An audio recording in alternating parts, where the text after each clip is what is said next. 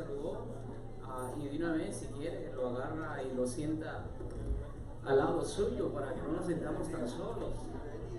Veo que no llegamos mucho, pero bueno, llegamos los que tenemos que llegar.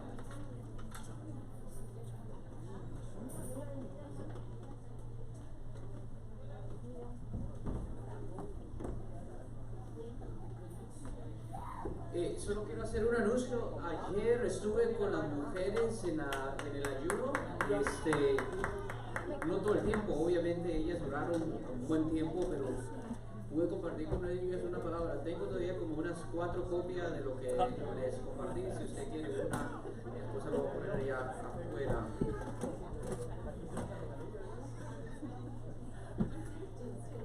¡Aleluya!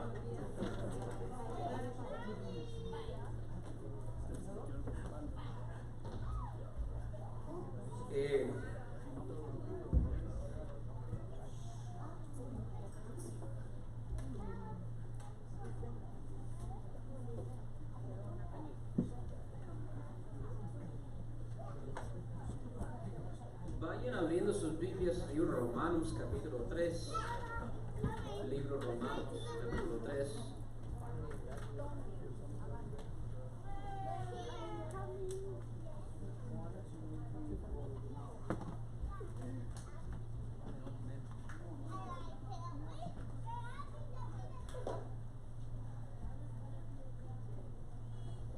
Romanos capítulo 3. Y tengo ahí los papeles, pero veo que no tengo todos los papeles, entonces sencillamente lo leeré desde ahora. Pero vamos juntos a la Biblia. ¿Cuántos se habla el Señor? Qué lindo es estar aquí, ¿verdad?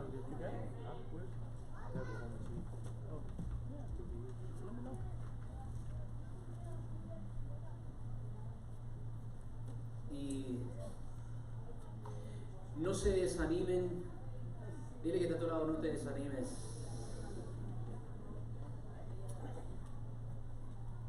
¿Y por qué les digo eso? No se desanimen. Ya terminamos, las mujeres siéntense bien, ya terminamos de hablar de lo que hemos estado hablando. Ya.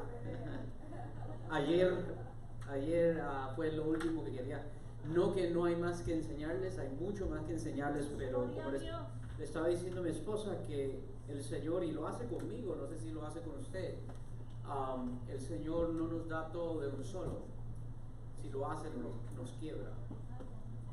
Muchos piensan que el Evangelio es algo dulce, el Evangelio es algo, todo lo contrario, el Evangelio es algo duro. Porque para el hombre carnal vendido al pecado, el Evangelio es demasiado justo, puro. Y por lo tanto el Señor al inicio es paciente, nos enseña su amor, ¿verdad? Pero a medida que entramos al Evangelio, por medio de obra del Espíritu Santo y la palabra nos instruye, nos redarguye, comienza a atacar cosas incómodas en nuestros días, pero no lo hace de una manera apresurada, porque me acuerdo cuando dice que Él no quiebra la caña, la cascada medio quebrada, no la termina de quebrar, sino que al contrario Él la fortalece, ¿verdad? Entonces Él está diciendo a mi esposa, voy a detenerme allí porque no vaya a ser que presione mucho, ¿verdad? Entonces vamos a quedarnos allí y comenzar este viernes ya ahora sí, y el próximo viernes hablándole a los hombres, ¿verdad? Porque tocan los hombres ahora. Y así vamos a ecualizar un poco las cosas. Pero espero que lo que hayan recibido las mujeres y también los hombres, pero en especial las mujeres, espero que estos mensajes últimos que han recibido las haya, como les dije el viernes, las haya incitado a tener que escudriñar las palabras. Amén. La palabra de Dios y las escrituras, y verificar y decir, ¿será que lo que Él está diciendo es verdadero? Es sencillamente Él como hombre hablando, ¿verdad? Y ustedes estudiar las escrituras, leerlas, pedirle al Señor guianza y al final así ganamos todos. Ese es mi deseo. Entonces ya terminé eso y bueno, vamos a comenzar algo nuevo. No va a ser una serie, hoy quisiera hablar de un tema muy particular. Este domingo vayan conmigo entonces una vez más al libro de Romanos, pónganse de pie en honor a la palabra, a la lectura de la palabra, y vamos a ir al versículo 9 y vamos a leer del 9 hasta el 12. Yo quiero predicarles bajo el título ¿Qué es pecado? Y quiero ser también honesto, gran parte de este sermón no fue mi creación, o por lo menos sus letras, sino que fue un sermón que predicó hace como unos casi 12 años, un pastor que suelo escuchar mucho en inglés, su nombre es John Piper. Y traduje gran porción de su sermón junto con cosas que yo añadí. Pero el título del sermón que quiero compartirles hoy en esta hermosa mañana es ¿qué es pecado? ¿Qué es pecado? En forma de pregunta, ¿qué es pecado? Pregunta, ¿qué es pecado? Pregúntale que está a tu lado, ¿qué es pecado? ¿Qué es pecado? Es difícil contestar esa pregunta porque obviamente hay mil cosas que podríamos decir, ¿verdad? Pecado es esto, esto y esto y esto. Pero quiero que al final de este mensaje cada uno aquí sepamos bien cuál es la naturaleza del pecado. Hoy queremos profundizar, hoy queremos ser un neurocirujano y llegar al puro tumor. ¿No te dicen amén? No queremos nada más, como me dijeron la primera vez que operaron a mi papá, le quitamos un poquito de afuera, pero todavía hay materia cancerosa abajo. No. Queremos entrar en la raíz. Y hoy, al salir usted de aquí, y yo al salir de aquí, queremos estar seguros que es pecado, para así identificarlo bien y poder resistirlo. Ve conmigo a Romanos capítulo 3, versículos 9 al 12. Voy a leer la versión, la Biblia de las Américas. Usted puede seguirme con la Biblia 1960 Reina Valera. Dice así: entonces, ¿qué? ¿Somos nosotros mejores que ellos? De ninguna manera, porque ya hemos denunciado que tanto judíos como griegos están todos bajo pecado, como está escrito: no hay justo, ni aún uno, no hay quien entienda, no hay quien busque a Dios, todos se han desviado, a una se hicieron inútiles, no hay quien haga lo bueno, no hay ni siquiera uno, no hay quien haga lo bueno, no hay ni siquiera uno. Oramos. Padre Celestial, te damos gracias en esta hermosa mañana. Estamos los que por decreto divino tienen que estar aquí, oh Señor. Te doy gracias porque podemos confiar en medio de todas las cosas que tú eres soberano. Entonces tú has atraído a esta mañana, a este lugar particular, los que tienen que escuchar esta palabra. Bendecimos sus oídos, bendecimos sus mentes, bendecimos a los que nos están escuchando por medio de las redes sociales, bendecimos a cualquier persona que le llegará este mensaje hoy o en el futuro. Te pedimos, oh Señor, que nos instruyas por medio de tu palabra. Queremos ser más como tú, como tu Hijo. En el nombre de Cristo Jesús. Amén y amén. Pueden tomar asiento. Stephen Westerholm, en su libro, un teólogo muy destacado canadiense, su libro Justificación Reconsiderada, escrito en 2013, escribe lo siguiente. Póngame atención, estaré leyendo la mayor parte del sermón. Stephen escribe en su libro Justificación Reconsiderada 2013: para Pablo, el regalo de salvación de Dios necesariamente excluye cualquier parte que deba ser desempeñada por obras agradables a Dios, ya que los seres humanos son incapaces. Diga conmigo, incapaces. Los seres humanos son incapaces de hacerlas. Todos los seres humanos son pecadores, débiles, impíos, enemigos de Dios, son esclavos del pecado. En su carne no vive nada bueno. Su mentalidad es de hostilidad hacia Dios. Son, una vez más, la palabra clave, son incapaces de agradar a Dios. Entonces, lo que quiero hacer en este mensaje es principalmente responder la pregunta de una manera bíblica: ¿qué es el pecado? ¿Cuál es la esencia y la raíz de todo pecado? Vamos a la raíz más profunda de inmediato. Quiero saber si este señor Westerholm tiene razón, es decir, que los humanos somos tan pecaminosos que aparte de la gracia de Dios encontrada en Cristo no podemos hacer ninguna buena obra. Es una pregunta apremiante porque mucho de lo que los no creyentes hacen, aún nosotros creyentes llamamos buenos, como por ejemplo construir hospitales, mantener el límite de velocidad, negociar la paz, curar enfermedades, alimentar a los pobres, pagar un salario justo y así sucesivamente. Creo que todos podemos decir que estas cosas son buenas. Y la Biblia misma dice que las personas comunes sin hacer referencia a su fe, pueden hacer buenas obras. No lo tienen que buscar, pero en el mismo libro de Romanos capítulo 13, versículo 3 dice, porque los gobernantes no son motivos de temor para los de buena conducta, sino para el que hace el mal. ¿Deseas pues no temer a la autoridad? Haz lo bueno y tendrás elogio de ella.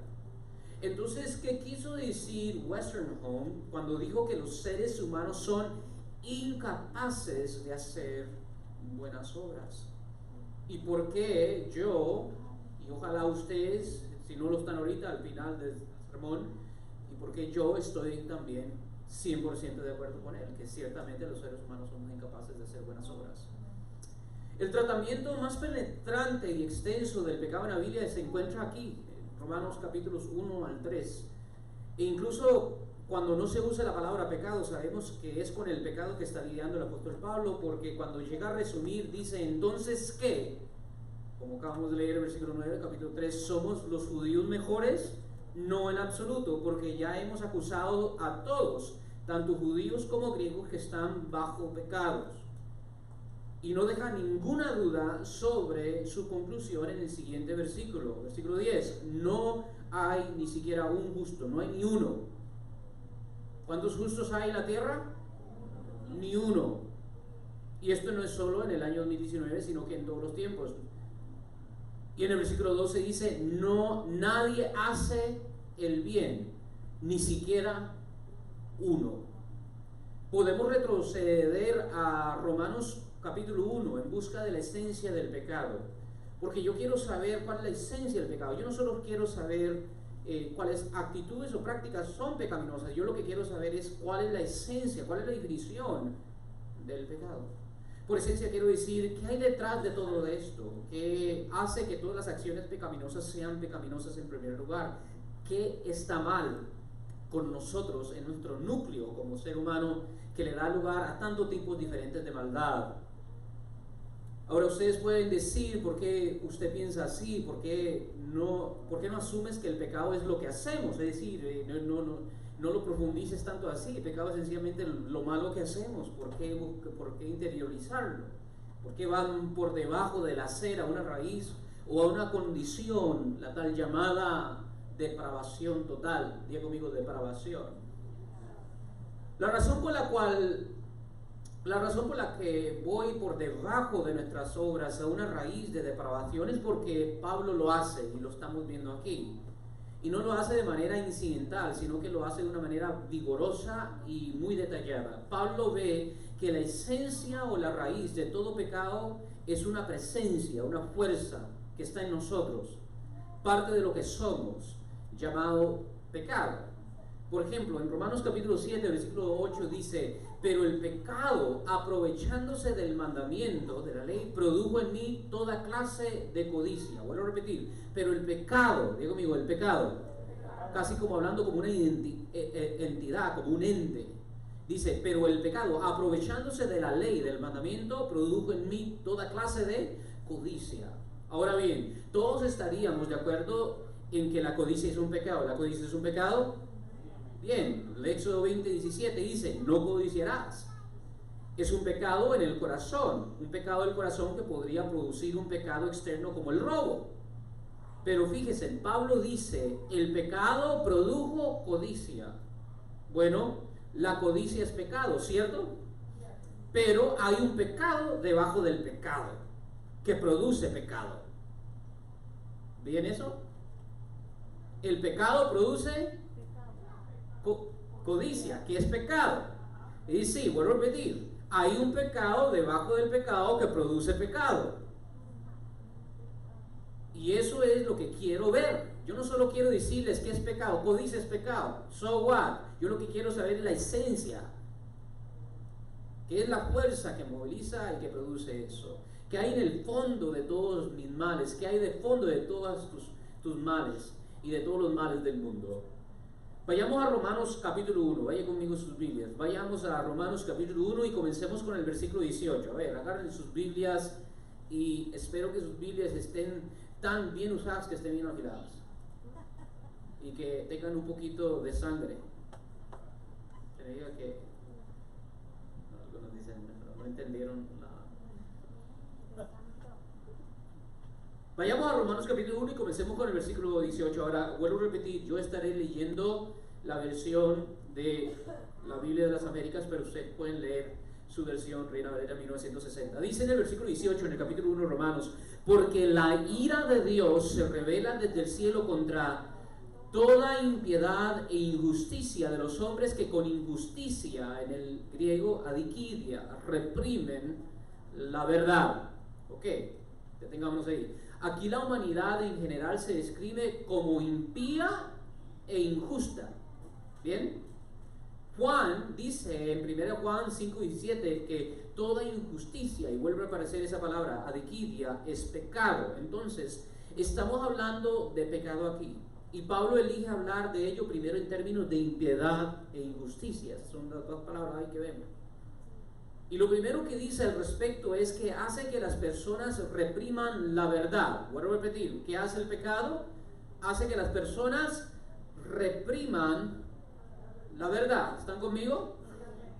El pecado repele la luz de la verdad, repele la luz de la verdad y corre hacia la oscuridad de la falsedad. Jesús dijo que somos pecadores culpables no porque seamos víctimas de la oscuridad, sino porque somos amantes de la oscuridad.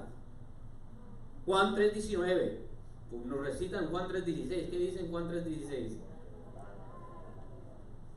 ¿Verdad? Ese todos se lo saben, pero mira lo que dice Juan 3:19. Jesús dice: la luz vino al mundo y los hombres amaron más las tinieblas que la luz, pues sus acciones eran malas.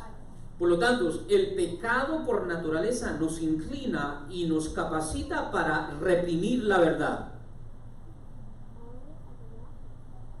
¿Qué verdad odia particularmente el pecado? ¿Cuál verdad? ¿A cuál verdad se está refiriendo? El siguiente verso nos lo dice. Vaya conmigo a Romanos capítulo 1, 19. Miren lo que dice. Porque lo que de Dios se conoce le es manifiesto, pues Dios se lo manifestó. La razón por la que sabemos que los hombres suprimen la verdad es porque lo que se conoce acerca de Dios es evidente dentro de ellos, pues Dios se los hizo evidente. Es decir, que el conocimiento de Dios es repulsivo al pecado. Así que dice Pablo, cuando se suprime este conocimiento no tenemos excusa. ¿Por qué? Versículos 20 al 21. De manera que no tienen excusa, pues aunque conocían a Dios, no le honraron como a Dios ni le dieron gracia. Ok, está ahí. Así que, escúcheme, así que la raíz de suprimir el conocimiento de Dios es el deseo de evitar glorificar y agradecer a Dios. El pecado no ama glorificar a Dios. Vuelvo a repetir eso. El pecado no ama glorificar a Dios.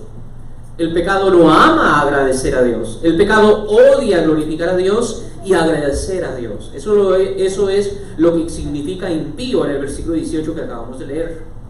En impiedad e injusticia, dijo, suprimimos la verdad. Es decir, la verdad de que Dios es infinitamente digno de gloria y de agradecimiento desde nuestros corazones. El pecado odia esto y por lo tanto suprime esa verdad.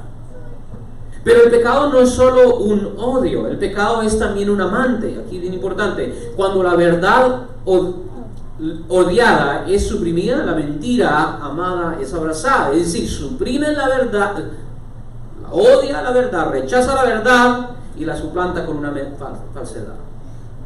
Esto se describe una y otra vez en el resto del capítulo 1. Vaya conmigo al versículo 22-23. Dice: profesando ser sabios se volvieron necios y cambiaron la gloria del Dios incorruptible por imágenes. Es decir, no solo entierran la verdad, sino que abrazan amantes alternativos, que son estas imágenes. Son falsas proyecciones de un Dios. No solo entierran la verdad, sino que abrazan falsedades. No hay un vacío. Cuando el verdadero Dios es rechazado, las imágenes son abrazadas. Ellos, dice, intercambiaron la gloria de Dios por imágenes. El pecado odia al Dios real. Diga conmigo, el pecado odia al Dios real. El pecado detesta al Dios real, pero así como detesta al Dios real, ama a sus imágenes con las que la sustituye. Esta es ¿Es esta la raíz del pecado? Y si alguna vez hubo una época dedicada a las imágenes, es nuestra edad, ciertamente, y siempre, en todos los tiempos. Pasamos la mayor parte de nuestros tiempos libres mirando imágenes. Observe cómo describe Pablo ahora la relación entre este intercambio, esta supresión del verdadero Dios y esta aceptación de los dioses sustitutos. La relación entre eso y el derramamiento del pecado en el mundo, o el florecimiento del pecado. Verso 24. Por consiguiente, en la suya dice por lo cual, es decir, como resultado, como efecto, debido a este intercambio que acabamos de ver, 23, Dios los entregó a la mente, a la impureza, en la lujuria de sus corazones, de modo que deshonraron entre sí sus propios cuerpos. Es decir, debido al intercambio que acabamos de ver en el versículo 23, Dios los desprende, los deja ir, y la impiedad y la injusticia del corazón humano se destapa sin restricción. Y para que no perdamos esta conexión entre los versículos 23 y 24, la raíz de la supresión de Dios y el disparo de la impureza de la vida, lo declara de nuevo en la conexión entre los versículos 24 y 25. Porque los deseos de sus corazones corren a la impureza, a la deshonra de sus cuerpos. Versículo 24, ahora entonces versículo 25, porque cambiaron la verdad de Dios por la mentira y adoraron y sirvieron a la criatura en lugar del Creador. Las impurezas del pecado activo en práctica tienen una raíz, y la raíz es esta: el pecado odia la verdad de Dios, la suprime y la intercambia por lo que el pecado ama y adora. El pecado ama adorar y servir a la criatura, no al Creador. Esa es la raíz del pecado. No sé si lo vieron allí. Es decir, comenzaron, en vez de darle gracias y gloria, en vez de honrar al Creador, comenzaron a honrar a la criatura. De esas imágenes vemos allí. Y por si acaso nos lo perdimos en la conexión entre los versículos 23 y 24 y en la conexión entre los versículos 24 y 25, Pablo lo muestra nuevamente en la conexión entre los versículos 25 y 26. Mira lo que dice el versículo 26. Por esta razón, es decir, estamos en una secuencia lógica, es necesario. Mire, cuando usted lee las escrituras, usted necesita leerlas lógicamente, si no le pierde el sentido. Dice, por esta razón. ¿Por qué razón? Por la razón que vimos en el versículo 25, porque intercambiaron la verdad acerca de Dios por una mentira y adoramos y servimos a la criatura. Por esta razón, ahora continúa en el versículo 26, Dios los entregó a pasiones degradantes o vergonzosas, en la versión suya dice. El diluvio de pasiones deshonrosas, y ahí podemos ahora sí mencionar qué es pecado en el sentido cotidiano: robar, matar, adulterar, fornicar, etc. El diluvio de todas estas pasiones deshonrosas en el mundo, con todos sus comportamientos, tiene una raíz. Y la raíz es que el pecado odia la verdad acerca de Dios. Y adora, y sirve, y ama a los sustitutos, es decir, las imágenes. Ahora, muchos de ustedes, especialmente que vienen de la Iglesia Católica, dicen, pero yo no tengo imágenes. Acuérdense que imagen es más que sencillamente un ídolo. Una imagen es una proyección. Por ejemplo, esta es una imagen. ¿Verdad que sí? Lo que están viendo ahí en la tele, eso es una ¿qué? Imagen, por estar proyectando algo. Entonces, imágenes no solo son los ídolos cotidianos, imágenes es cualquier proyección de Dios que no se adhiere al verdadero Dios. Entonces, hay muchos que pueden estar sentados aquí y dicen, no, yo no le rezo a los ídolos, yo no tengo ídolos, y de repente tienes peores ídolos en tu mente y en tu corazón. Porque el Dios a quien tú dices amar no es el Dios de la Biblia, es un Dios que tú mismo has inventado. Aleluya.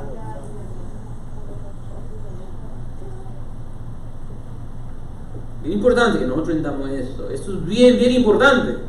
La raíz del pecado, vuelvo a repetir, bíblicamente, la raíz del pecado no es simplemente las obras pecaminosas, matar y todo eso, sino que la raíz es que el pecado odia la verdad acerca del verdadero Dios, odia, suprime esta verdad, que es evidente en la creación, y adora y sirve y ama a los sustitutos falsos de Dios, las falsas proyecciones de Dios del corazón perverso del hombre. Los fariseos, como nosotros, eran personas que se oponían fuertemente a las imágenes. Los fariseos no tenían imágenes. Ellos condenarían a no solo la Iglesia Católica, sino que condenaría a cualquier persona que haría imágenes, pero ellos no tenían el verdadero Dios. Porque Cristo, estando allí en medio de ellos, no pudieron reconocerlo como Hijo de Dios. Es decir, que el Dios que ellos habían creado en sus mentes era una falsa proyección.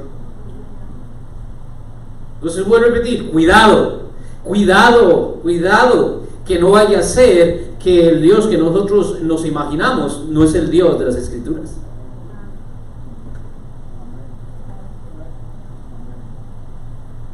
Bien importante, vuelvo a repetir, porque muchas veces pensamos, no, imágenes es solo ídolos, es una interpretación muy infantil, demasiado.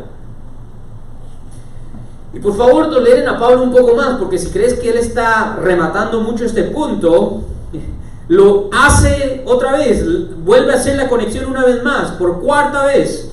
No solo la conexión que ya vimos en versículos 23 al 24, 24 al 25, 25 al 26, sino que ahora en el versículo 28, y lo que dice, y como no tuvieron, versículo 28, y como no tuvieron a bien, la suya dice, y como ellos no aprobaron tener en cuenta reconocer a Dios, Dios los entregó a una mente, la suya dice reprobada, la mía dice a una mente depravada, para que hicieran las cosas que no convienen.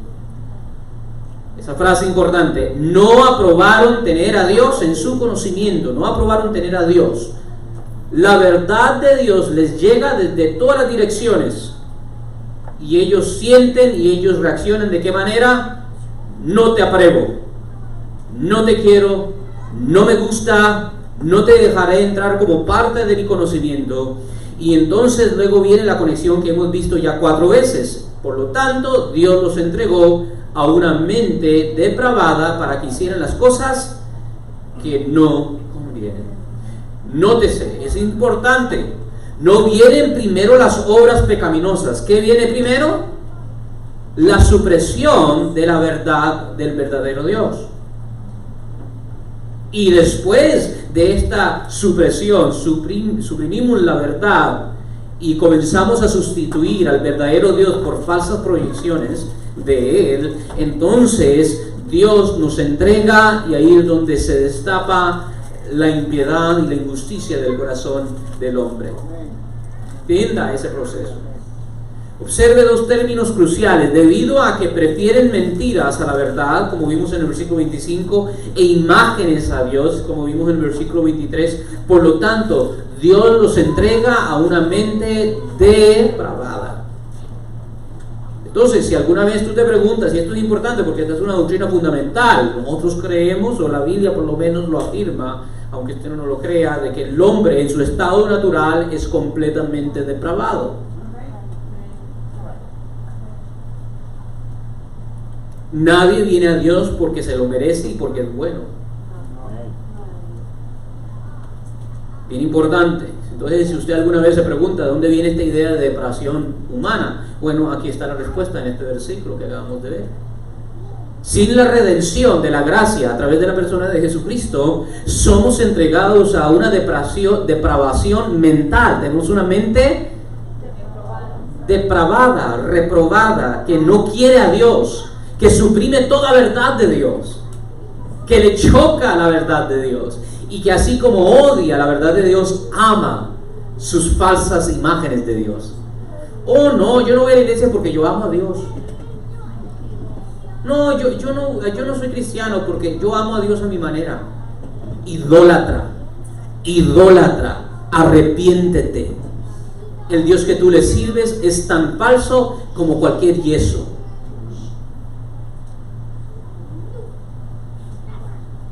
No sé si me va a entender.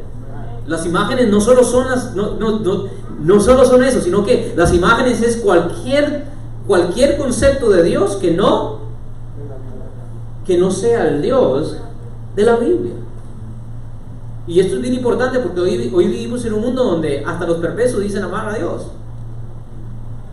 pero no es el Dios de la Biblia, es el Dios que ellos inventaron. Entonces, bien importante. Y el segundo término crucial para notar en el versículo 28 es para que hicieran las cosas que no convienen. Esta depravación que no quiere a Dios hace las cosas que no deberían hacerse. En otras palabras, la raíz de la acción pecaminosa es una naturaleza pecaminosa. Y el fondo de esta naturaleza pecaminosa es: no nos gusta el verdadero Dios y vivo, no lo queremos a Él y no queremos su verdad. Suprimimos la verdad que nos lleva a Él, intercambiamos su gloria por imágenes, desaprobamos tenerlo en nuestro conocimiento, tenemos una preferencia profunda, inquebrantable y convincente por otras cosas en lugar de Dios. Ese es el fondo, esa es la raíz del mal. ¿Qué es pecado? Pecado es todo aquello que suprime la verdad de Dios y la intercambia por falsas imágenes.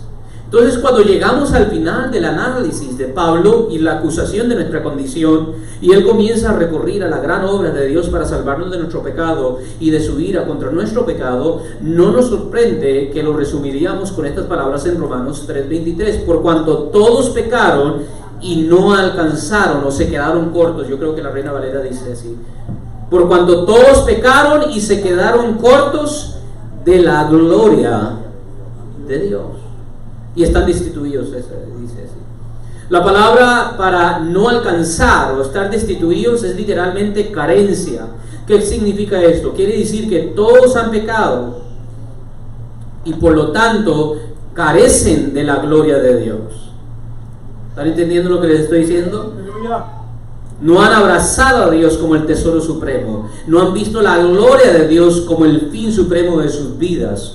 No han visto alcanzar el conocimiento de Dios como el valor más importante de sus vidas. Por lo contrario, la naturaleza pecaminosa, resumida, hace lo siguiente. Voy a brevemente resumir lo que hemos visto en Romanos 1. Romanos 1:18, suprimen la verdad acerca de Dios. Romanos 1:22, no le glorifican ni le agradecen. Romanos 1:23, intercambian la gloria de Dios por falsas imágenes. Romanos 1:25, intercambiaron la verdad de Dios por una mentira y comienzan a adorar a la criatura en vez de al Creador. Y Romanos 1:28, desaprobaron el verdadero Dios en su conocimiento.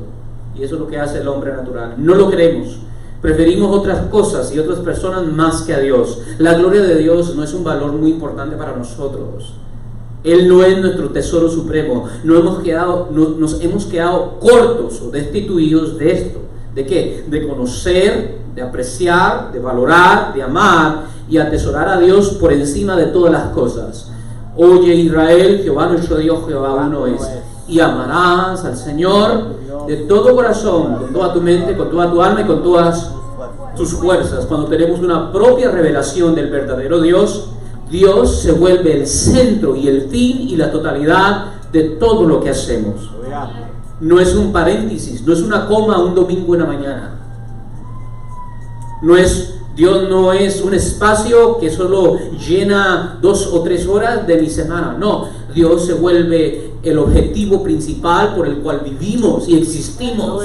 Su gloria nos consume. Queremos conocerle más. Todo lo que hacemos, desde algo como comer y beber, como vimos el viernes, a vestir, a hablar, a estudiar, hasta mi carrera, mi profesión, todo es para la gloria de Dios. Cuando tenemos una propia revelación del verdadero Dios. De otra manera, no. Y por eso quedamos destituidos o quedamos cortos. Este es el fondo del pecado. Así que mi definición de pecado es el siguiente, y lo voy a hacer de una manera quizás más ya formal. Pecado es cualquier sentimiento o pensamiento o discurso o acción que proviene de un corazón que no atesora a Dios por encima de todas las demás cosas. Es decir, en el fondo del pecado, la raíz de todo pecado es un corazón así, un corazón que prefiere cualquier otra cosa por encima de Dios, un corazón que no atesora a Dios sobre las demás personas y sobre las demás cosas. Y esto es bien importante porque esto nos trae a nuestra memoria, para aquellos que hemos leído esta parte, esto nos trae la memoria cuando Jesús nos dice a nosotros que el que ama a mamá o a papá, o a trabajo, o a casa, o a cualquier cosa más que a mí, que dijo Jesús, no es digno de mí. Es decir, no es suficiente amar a Dios a cierta medida. No, a Dios hay que amarlo por encima de todas las cosas. Deténgase un poco, madres de familia, quizás las madres les chocaría más. ¿Cuándo a usted ama a su hijo o a su hija? ¿Estaría dispuesta, y yo creo que la mayoría diría que sí, a matar si tiene que matar por su hija o por su hijo? ¿Qué no haríamos por un hijo? Y el Señor nos dice, si tú no me amas más que ese hijo y esa hija, no eres digno de mí.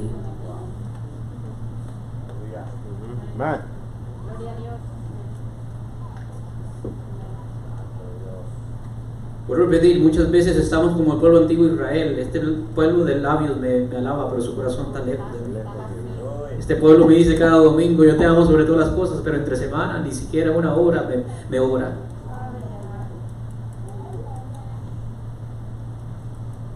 Eso es pecado. Y esa es la esencia del pecado, cuando la gloria de Dios no es el objetivo principal de nuestros días. Pastor Piper lo pone, pecado es cuando la gloria de Dios no es honrada, cuando la santidad de Dios no es venerada, cuando la grandeza de Dios no es admirada, cuando el poder de Dios no es alabado, cuando la verdad de Dios no es buscada, cuando la sabiduría de Dios no es estimada, cuando la belleza de Dios no es atesorada, cuando la bondad de Dios no es saboreada, cuando la fidelidad de Dios no es confiada, cuando las promesas de Dios no son creídas, cuando los mandamientos de Dios no son obedecidos, cuando la justicia de Dios no es respetada, cuando la ira de Dios no es temida, cuando la gracia de Dios no es apreciada, cuando la presencia de Dios no es buscada y cuando la persona de Dios no es amada. Eso es pecado.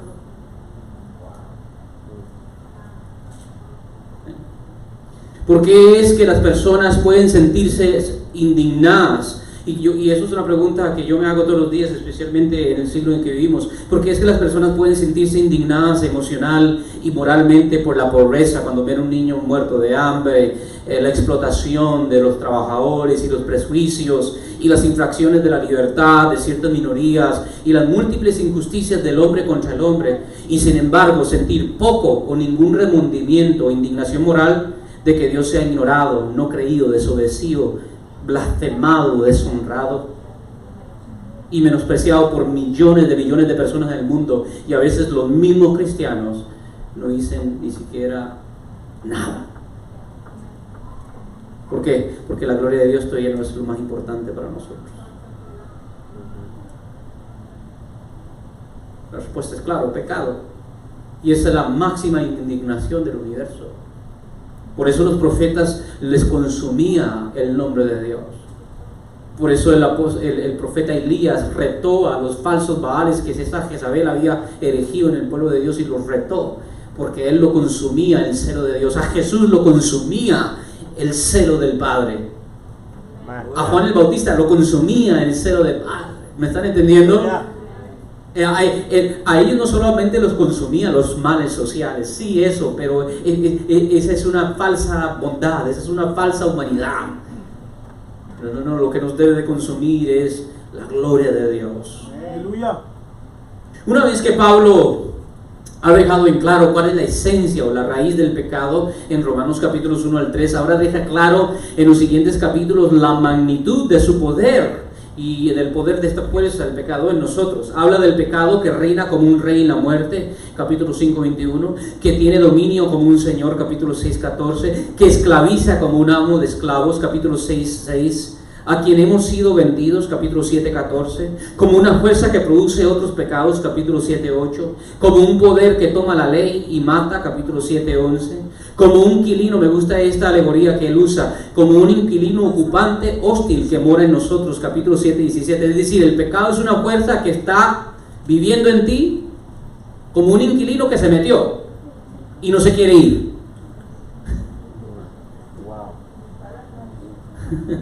El pecado está en ti como un inquilino. Es una rata que se metió y por más que tú la quieras matar, más gorda y más fuerte se pone. Y ya toda tu casa apesta. Así es el pecado. Y ustedes alegoría, capítulo 7, 17, 20. Y la ley que nos lleva cautivos, 7, 23. Y esta poderosa presencia llamado pecado en nosotros nos define hasta que venimos a la persona de Jesús. ¿Cuántos dicen amén? Puedo repetir, esta fuerza nos domina, se enseñorea de nosotros y nos define como persona y nuestra identidad hasta que venimos a la persona de Jesucristo. Nicodemo le pregunta al maestro, maestro, ¿cómo heredaré el reino de los cielos? ¿Y qué le dice Jesús? Tendrás que renacer. Hay que nacer de nuevo. Si el pecado solo fuera lo que tú haces, ¿qué hubiera dicho Jesús?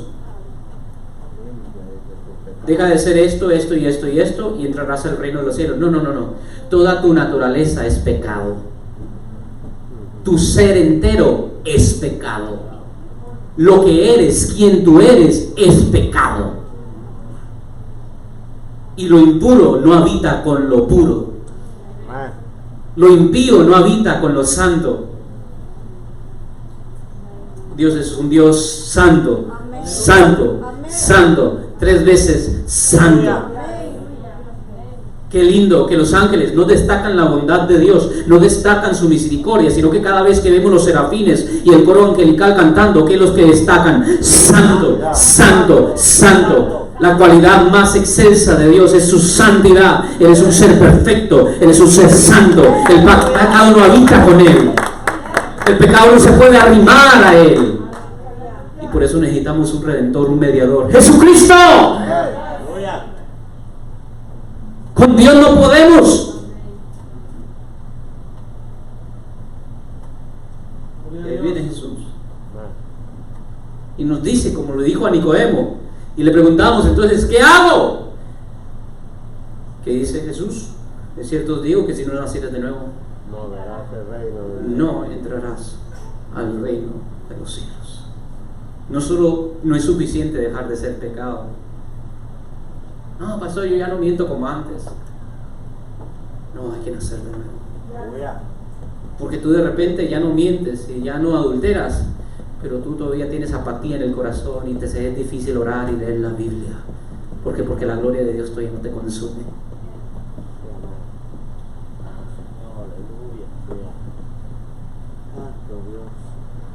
Pecado es más que simplemente ABC. Pecado es un estado.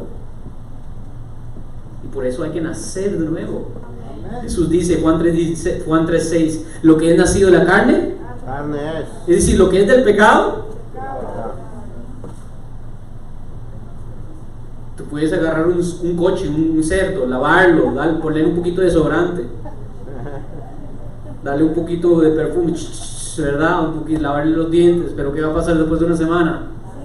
¿Cómo va a estar el cerdo? Así están muchos cristianos. Así están muchos cristianos. Vienen el domingo y como que se dan una lavadita con el sermón y la alabanza, y después cuando vienen el próximo domingo, es decir, no ha cambiado tu naturaleza. Sí, mejor, peor, como dijo Jesús, peor es el estado, porque cuando sale un demonio, ¿qué es lo que hace? Te trae 7 más. No es suficiente dejar de hacer pecado, es necesario morir. Hay que morir a nuestra naturaleza y nacer en una nueva naturaleza, porque lo que es nacido de la carne, carne es, pero lo que es nacido de espíritu, espíritu es. Y Pablo agrega, capítulo 7, versículo 18, en mi carne no habita nada bueno. En mi carne no habita nada bueno. Lo que somos fuera del nuevo nacimiento y fuera de Cristo, fuera de una creación nueva por el Espíritu de Dios en Cristo, es la encarnación del pecado. Es la resistencia a Dios. Naturalmente somos gente que aborrece a Dios. Aún aquellos que dicen con sus labios yo amo a Dios, pero aborreces al verdadero Dios y a su verdadera ley.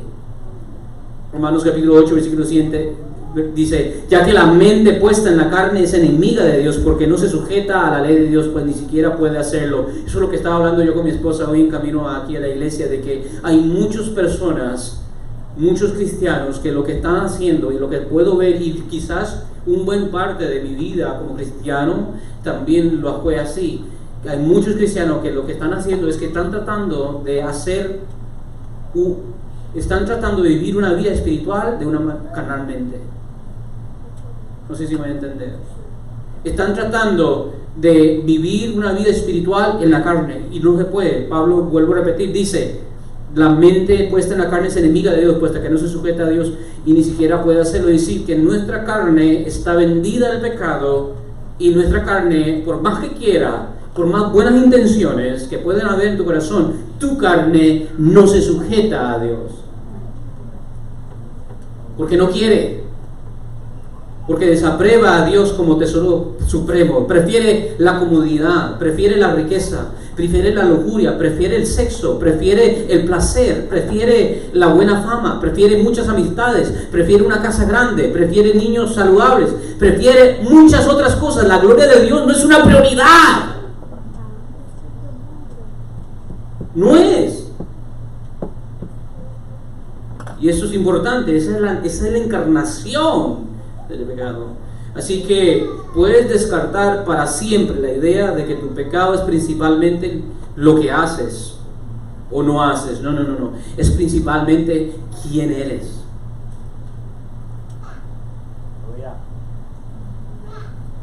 Principalmente tu ser. Obviamente, hasta que ¿qué? Hasta que hayas nacido nuevo en Cristo. Cuando dice el Señor. Porque al haber nacido en Cristo, ¿qué dice Pablo? Y aquí, las cosas viejas pasaron. Cosas viejas pasaron, todas son ¿qué? Hechas nuevas.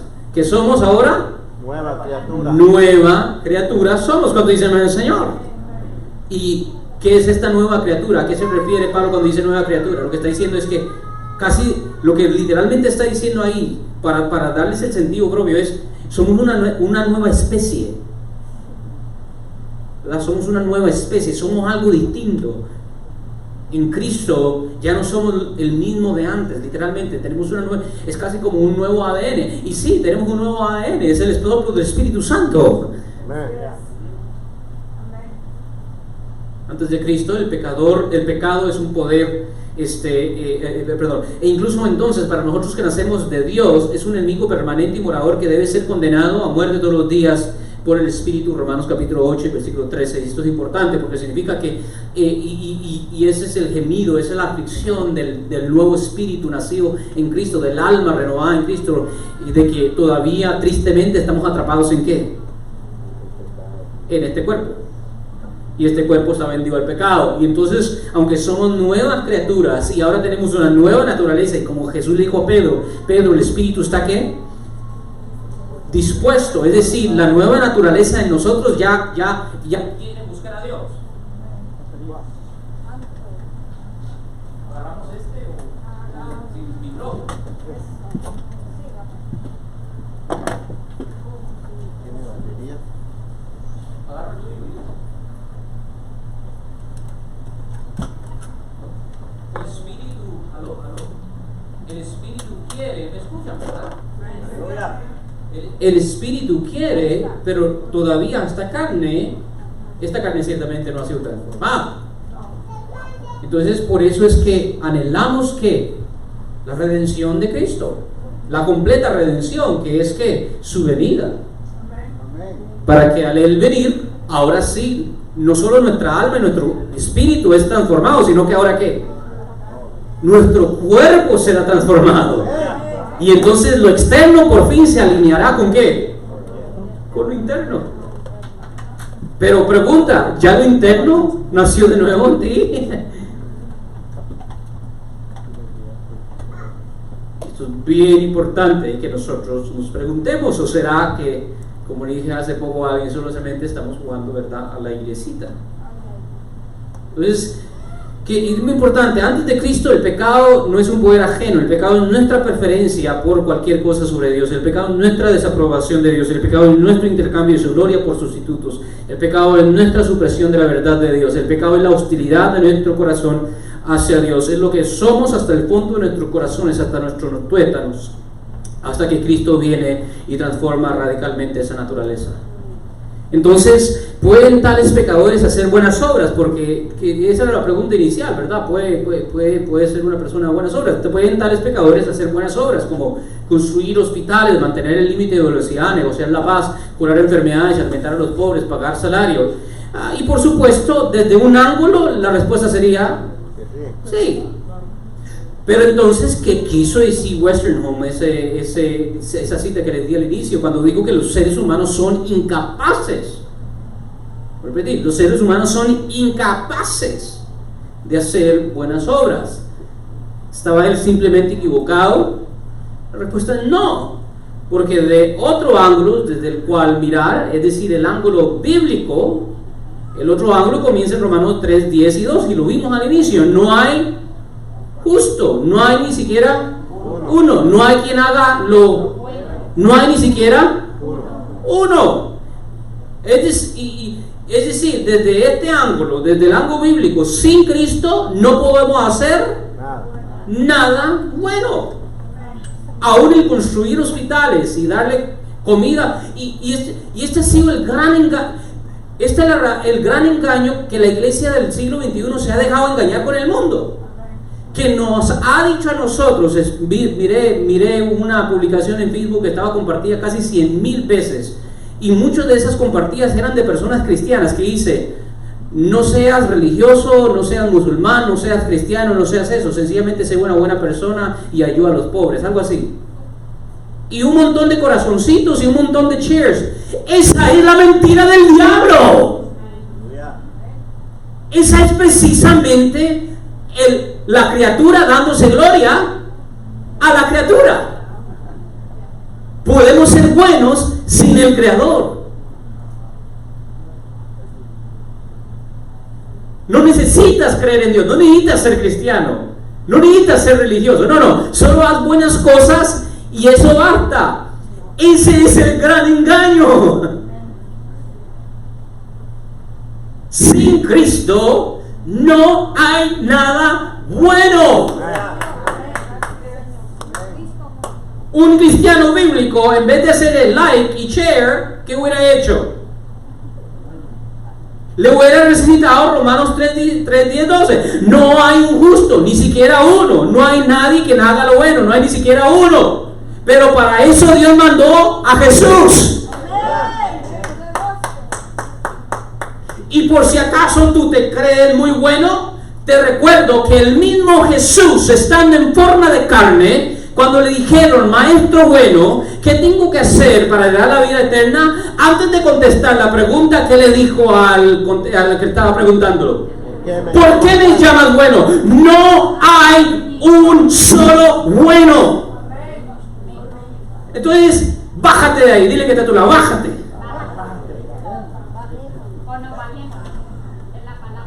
Oh, pero es que yo tengo 20 años de casado, yo soy una fiel esposa, yo no he mirado ni siquiera a un hombre, hermano. Bájate, humíllate. Gloria a Dios, te aplaudo, bendito sea el Señor y afortunado tu esposo. Pero eso no te salva. Y si tú crees que eso te salva, te vas a llevar una gran sorpresa en el día del juicio. No hay un solo bueno. Desde este ángulo, sin Cristo no podemos hacer el bien. El escritor de Hebreos lo expresa así: sin fe es imposible agradar a Dios. Es decir, la persona sin fe, aunque construye hospitales y construya naciones, al final no agrada a Dios.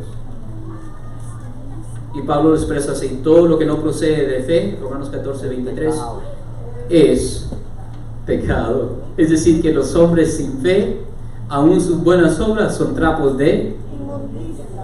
Ahora entendemos, ¿verdad? Eso. Aleluya. Ahora lo entendemos bien. ¿Por qué? Porque ya ahora vemos que el pecado no es lo que hace, el pecado es lo que somos sin Cristo.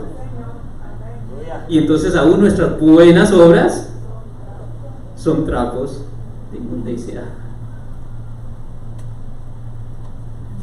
Es importante, esto es teología básica y hay que saberla, porque si no caemos en terribles errores. Y vuelvo a repetir, comenzamos a adorar a falsas proyecciones de un Dios que no es la Biblia. En otras palabras, la razón por la cual algunos hechos de los incrédulos se llaman buenos de los no convertidos en el Nuevo Testamento es porque en el uso ordinario del lenguaje a veces describimos los hechos de acuerdo con los estándares humanos comunes. Cometer adulterio obviamente es malo y no cometer adulterio obviamente es bueno. Pero hay otro ángulo: si no cometer adulterio proviene de un corazón que no ama a Dios y atesora muchas cosas más que Dios, entonces ese acto de castidad, que en sí es bueno, no es una expresión de amor a Dios y no lo va a salvar. No es una forma de expresar la gloria de Dios, y así es en sí al final deshonrar a Dios. Dios es descuidado, en su corazón es ignorado, no es un factor decisivo, y en ese sentido el fruto de ese corazón no es bueno. Westerholm lo expresó así: cuando Dios no es honrado, algo básico está mal, expropiando incluso lo que de otra manera sería bueno. Y se me viene, vamos a hacer algo para que yo quiero que usted se convenzca de esto, porque voy a repetir, muchos de nosotros aquí, wow, mira, esa persona no es cristiana, es más bueno que muchos cristianos. Yo quiero que usted entienda que eso es una manera rara de pensar. Ve conmigo a 1 Corintios para que mire cuál es el pasaje que todo pastor y sacerdote usa cuando casa a las parejas. ¿Ah? Todo pastor cita por lo menos una porción de este capítulo. ¿Cuál es? 1 Corintios capítulo 13, ¿verdad? Cuando habla del amor. Vaya conmigo a 1 Corintios capítulo 13, rápidamente. Vamos a ver algo aquí increíble. 1 Corintios capítulo 13, rápido, ya que estamos por terminar. 1 Corintios capítulo 13, cuando tengan digan amén. Vamos a ver, dice así, vamos a ver. Brínquese al versículo 3.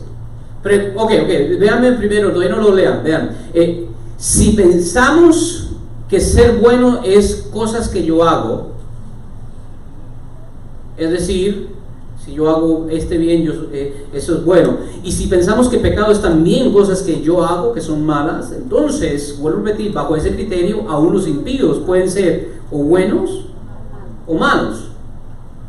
Pero ya vimos que pecado es más que lo que tú haces. Pecado es quien tú eres fuera de Cristo, que suprime la verdad. Vimos todo ese proceso en Romanos capítulo 1.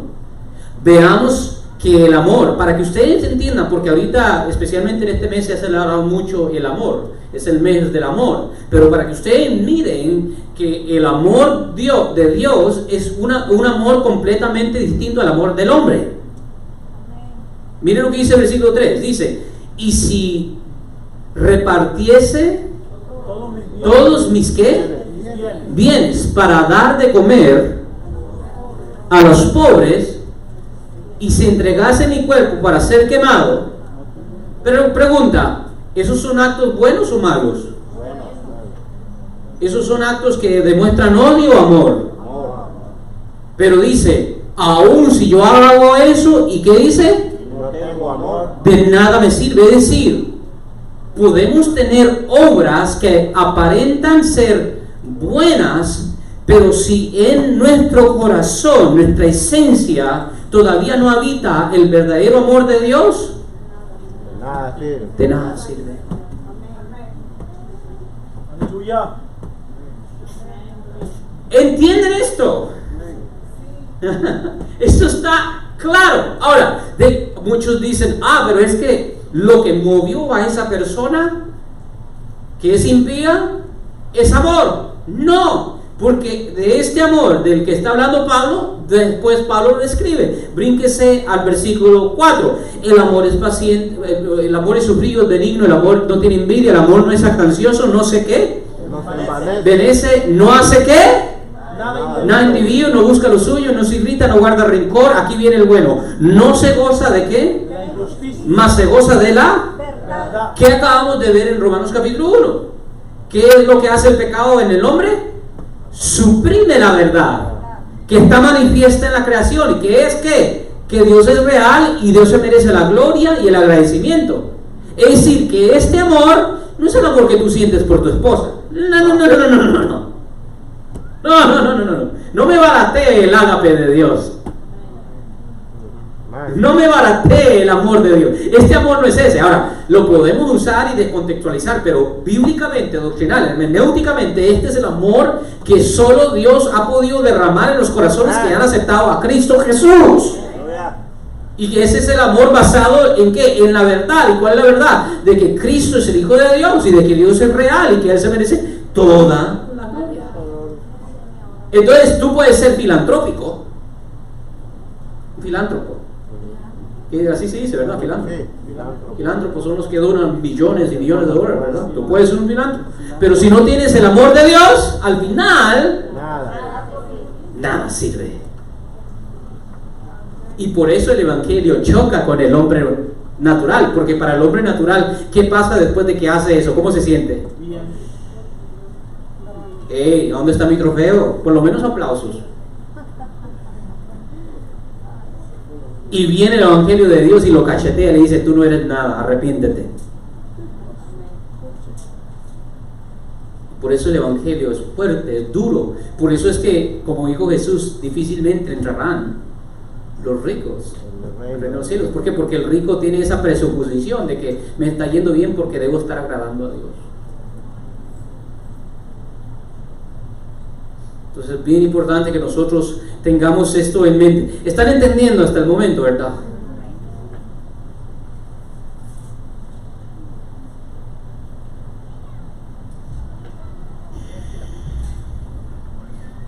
Lo que esto requiere es una radicalidad centrada en Dios, en la forma en que piensas sobre todo. Si Dios no es central y supremo, si su honra y su gloria no son lo más importante de tus afectos, entonces la bondad desprovista de Dios, la verdad desprovista de Dios, la generosidad desprovista de Dios no será vista quizás por usted no será vista como algo malvado, pero ante los ojos de Dios es malo. No tendrás quizás tú como hombre no tendrás una categoría para eso. Eso solo tiene sentido si la gloria de Dios es el bien supremo para ti en el universo. Pablo tuvo que someterse a una reorientación masiva de su mente cuando se convirtió. Una reorientación con respecto a Dios y al pecado y casi a todos los demás. Dijo en Filipenses, no lo tienen que buscar, pero escúcheme, dije en Filipenses capítulo 3, versículos del 6 al 8, antes de estar en Cristo, que era sin culpa en la ley. Dice, en cuanto a la justicia que es en la ley, irreprensible. Es decir, antes de que Pablo llegó a Cristo, en cuanto a la ley era irreprensible. Increíble, ¿sí? ¿Cuántos llegaron hacia Cristo? Yo creo que no. ¿Están entendiendo eso? Y dice Pablo, cuando Pablo está contando su testimonio, está diciendo, no, muchos de aquí, yo vine a Cristo y antes de Cristo yo maté a 10, me drobé con cocaína y heroína, ¿verdad? Robé un banco, le pegaba a mi esposa, abusé niños.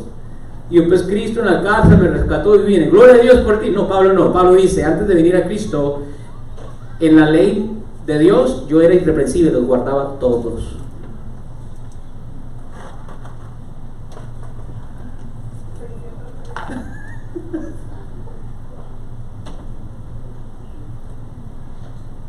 ¿Verdad? Eso incluía muchas, ¿qué? Buenas acciones.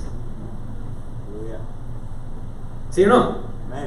Y la evitación de muchas malas acciones. Pero dice, y después de convertirse en cristiano dijo, ¿qué es lo que dice? Dice, pero cuantas cosas eran para mí ganancia, las he estimado como ¿qué? Como pérdida por amor a Dios. Wow. Pero todo lo que para mí era ganancia lo he estimado como pérdida por amor a Dios. Y lo considero, mire el versículo 18 al final, mire lo que dice el versículo, ¿qué considera todas esas buenas obras? 8, como basura, mire, dice al final, y lo tengo por, al final, ¿qué dice ahí al final de ese versículo?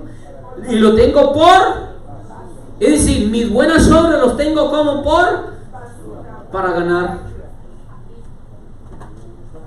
a Cristo. En otras palabras, al menos que todas esas buenas obras provengan de la fe en Cristo, son basura y pérdida. Todas las buenas obras de todos los hombres que no provienen de la fe que es en Jesucristo son basura.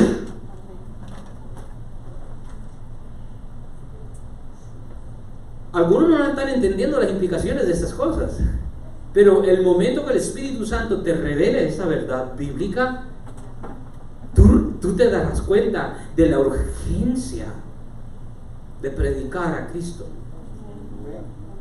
especialmente a gente que amas, y dejarles saber, por favor, abran sus ojos, que todo el bien que tú podrías hacer y puedes estar haciendo no es suficiente.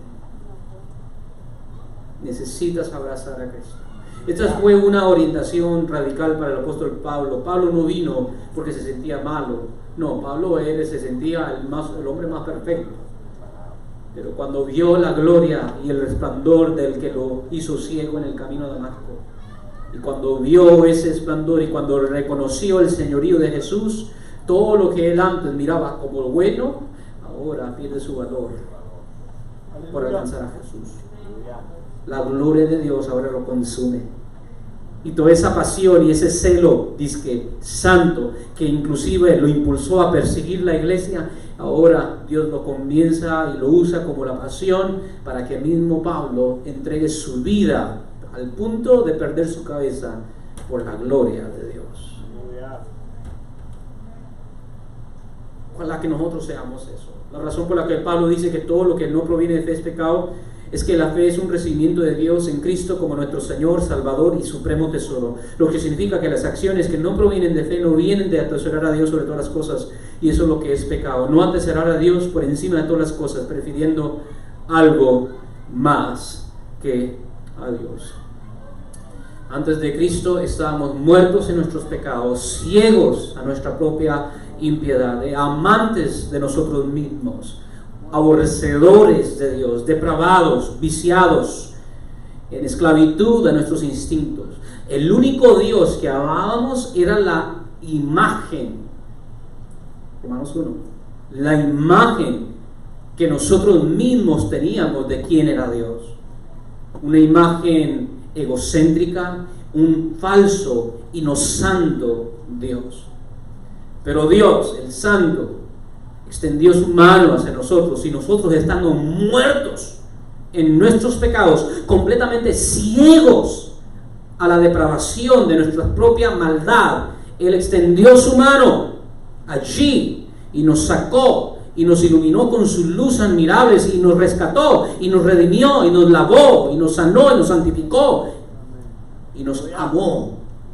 Aleluya. Y porque Él nos amó, estando nosotros en ese estado, ahora nosotros podemos responder en verdadero amor. Porque Dios nos amó, Juan dice, ahora nosotros le amamos. Ahora, de repente antes de tú conocer esta realidad decías que amabas a Dios, pero no le amabas. Odiabas al verdadero Dios. Es decir, no. Fue hasta que el verdadero amor de Dios, lo vimos un poquito rápidamente en 1 Corintios 13, y te rescató y te abrió los ojos y tú miraste, ¡wow! Yo no sabía que era tan malo. Pero qué malo. Dios, perdóname. Auxilio, no hay nada bueno en mí. El resto de mi vida puedo vivirlo en un convento y ayunar todos los días, vivir de un grano de arroz todas las noches, latigarme, flagelarme, dar todo, y no alcanza. Estoy corto de la gloria de Dios. ¿Y qué hace el amor de Dios? Nos enseña que aún allí Dios nos acepta, nos ama, nos rescata.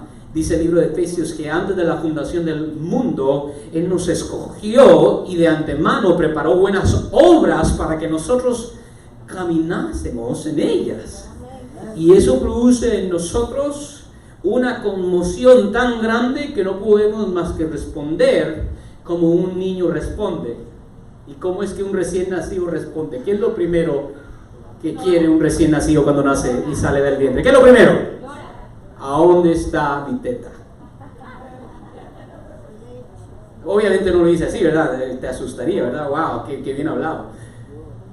Pero ¿qué es lo que quiere un recién nacido? ¿Qué es lo primero que quiere un recién nacido? Yo quiero estar en el seno de mi mamá para alimentarme más de mi procreador. Y cuando nacemos de nuevo en el espíritu, ¿qué queremos? quiero alimentarme más del Espíritu, más de la palabra, más de Dios, más de Él. Oye, no, pero este viernes, mire, viene el bachatero desde Puerto Rico, viene. Se va a poner buena la cosa y mire, y voy a invitar a mi amigo y dice que le gusta. No, yo no tengo tiempo para esas cosas. La gloria de Dios me consume. Yo estoy detrás de la leche no adulterada. Yo quiero más de Él. ¿Aló? Respondemos en amor a Dios. Y muchos de ustedes están tratando de vivir una vida espiritual todavía en la carne.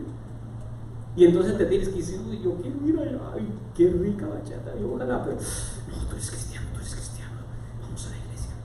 La carne no agrada a Dios. La carne no agrada a Dios. Eso no es la vida cristiana. El Espíritu transforma tu naturaleza. Ahora, no significa que hay momentos que nos fatigamos todos y hay momentos de prueba, pero el Espíritu siempre quiere más. Quiere más. Porque Él nos amó, nosotros respondemos en amor. Porque Él nos eligió, nosotros ahora le elegimos a Él. ¿Ven esa diferencia?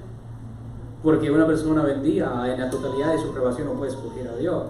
Porque Él nos encontró, ahora nosotros le encontramos a Él. Porque Él nos conoció, ahora nosotros le conocemos a Él. Qué lindo amor. Saber de que Dios nos amó aún estando en esa condición. Por eso es que Pablo dice ahí mismo en el libro de Romanos, mas Dios muestra su amor para con nosotros, que aún estando ¿qué? Aún siendo pecadores, Él murió por nosotros. ¿Cuánto dicen eso? Entonces esa es la realidad del hombre sin Dios, que está vendido completamente a pecado y no hay nada bueno en Él, y que la única esperanza para Él y para todos los hombres y todas las mujeres en todos los tiempos es la gracia que encontramos en la persona de Jesucristo. ¿Cuánto dicen el Señor? Entonces, si tú te sientes como que todavía estás en tinieblas, hoy yo hago el llamado como que dependiera de ti, aunque en mi carne, en mi corazón sé que depende de Dios, pero hoy yo te digo, acepta el llamado, acércate a Él, abrázalo, arrepiéntete. Pídele perdón y declara que Jesús es el Señor de tu vida. Aleluya. Confiésalo y créelo con el corazón, créelo con tu mente, que todo tu ser declare y se goce en esa expresión: Cristo es mi Señor. Cristo es mi Señor. ¿Qué significa eso? Que Él tiene completo señorío de mi vida. Amén.